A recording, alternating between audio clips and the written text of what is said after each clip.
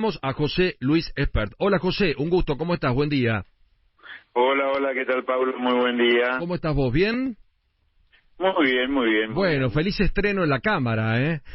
Ayer fue el arranque y con el ministro de Economía. Yo planteaba con Willy Laborda hace algunos minutos acá que hay un componente muy económico con Milei ausente ayer, López Murphy, Tetaz, La Espina, mucha gente que realmente sabe de economía, y para el ministro no habrá sido una jornada más. Fue una jornada donde ustedes han cuestionado muchas cosas y vos cuestionaste, entre otras cosas, el contenido del presupuesto, ¿no?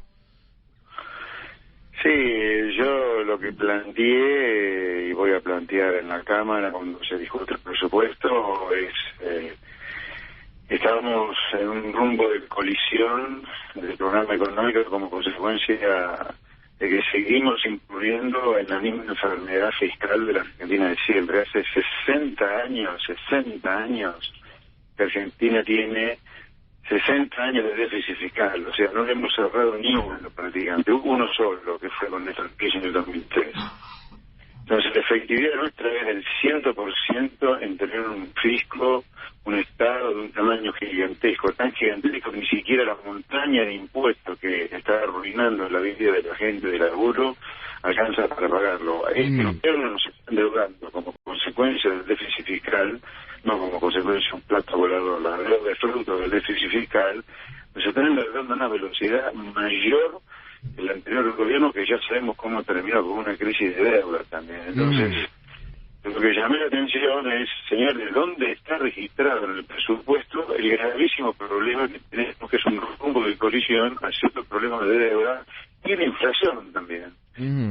Y bueno, la respuesta del ministro fue que ellos creen en que el gasto público sirve también para crecer y por lo tanto ellos no van a hacer ninguna contención del gasto público. La otra cosa que le dije yo es, me parece inadmisible que la única baja de gasto público que haya en este presupuesto la pague el sector privado, la pague la gente del laburo con un tarifazo, motivo por el cual bajan los subsidios económicos. Así es fácil.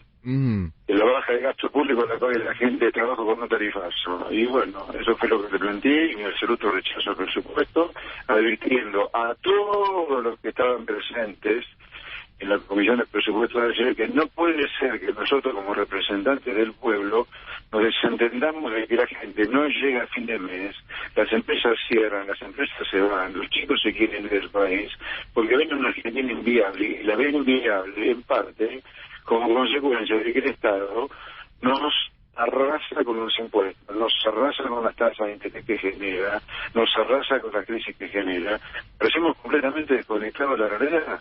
Fue lo que llamó la atención de ayer, incluso el ministro, ¿no? El gobierno sostiene que estamos creciendo, el gobierno ve algo distinto a lo que ven la mayoría de los economistas, y dicen no vamos a cortar el crecimiento. ¿Cuál es el crecimiento?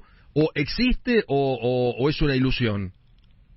No, lo único que ha habido durante el año 2021, y eso no se puede negar tampoco, es un muy fuerte rebote de la actividad económica. Probablemente este año la actividad económica del PDI muestre un crecimiento cercano entre el 8 y el 10%, ¿no?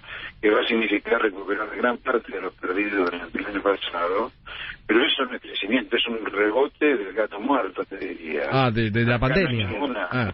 Claro, fruto. En el 2020 la Argentina cayó 10%, la caída más grande que hubo de un país en el mundo prácticamente durante la pandemia, y rebotamos, así como caímos al subsuelo en el 2020, rebotamos en el 2021, pero no hay ninguna condición para que ese crecimiento se sostenga, mucho menos en un año como el 2022, donde, repito, fruto del agujero fiscal, fruto del atraso tarifario que va a haber que blanquear, fruto de la devaluación del dólar que va a haber que hacerla para juntar los tipos de cambio, donde tenemos 3 millones de tipos de cambio. De ninguna manera se va a lograr sostener este crecimiento, de ninguna manera.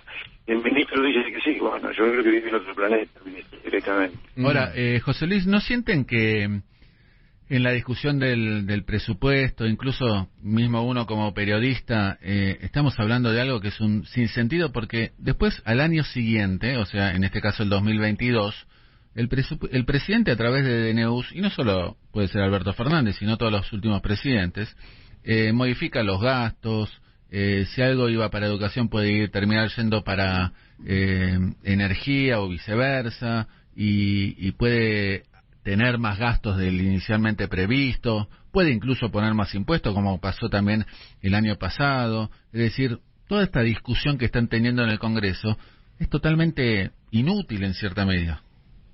Sí, coincido totalmente. Yo creo que acá, bueno, la función nuestra es estar en el Congreso con Carolina Pitt, para los liberales, la gente de sentido común es justamente lo que quiere estas cosas. Vos planteás dos temas que me gustaría ser claro en eso.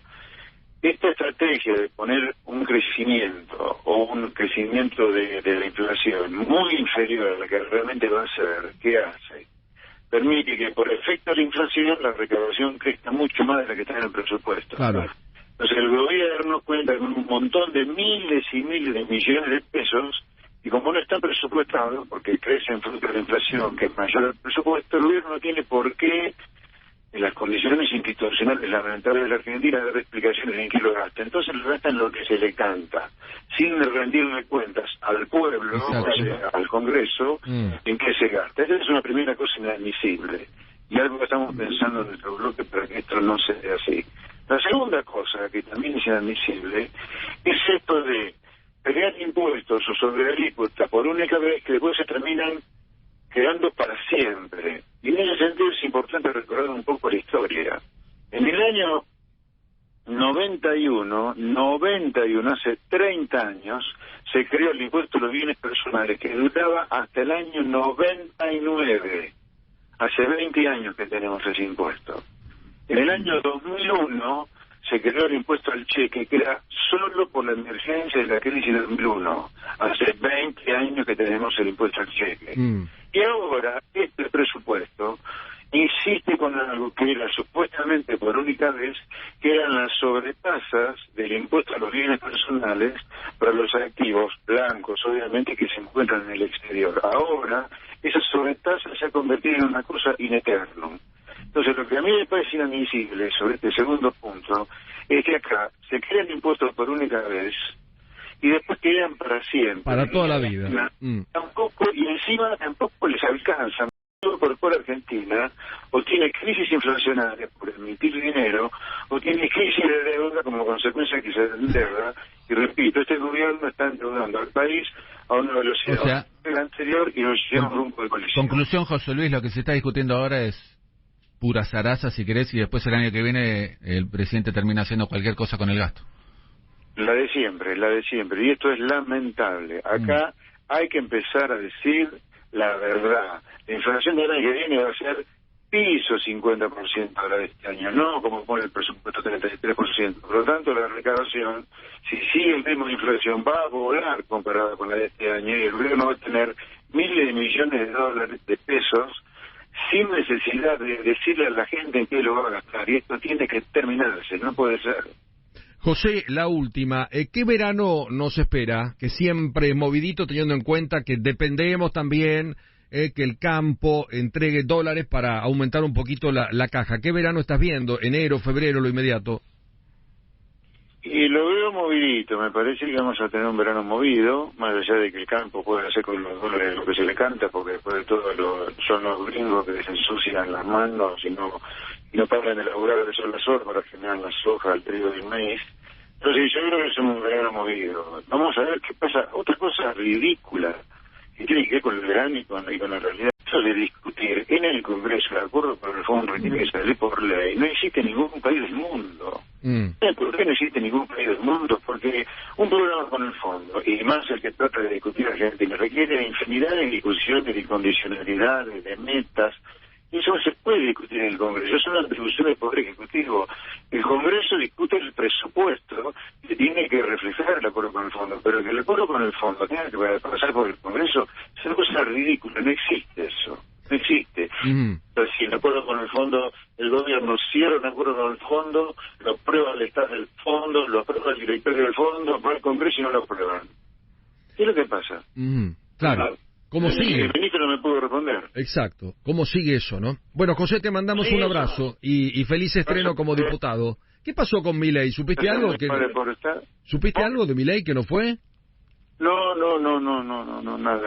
nada. Mando un saludo muy grande, muchachos, a ustedes. A cuidarse. Buen día. Un abrazo grande. Chau. Muy bueno. El señor José Luis Espert con nosotros, como dicen los chicos ahora, se va a poner picante el Congreso con tanto economista, ¿no? Sí.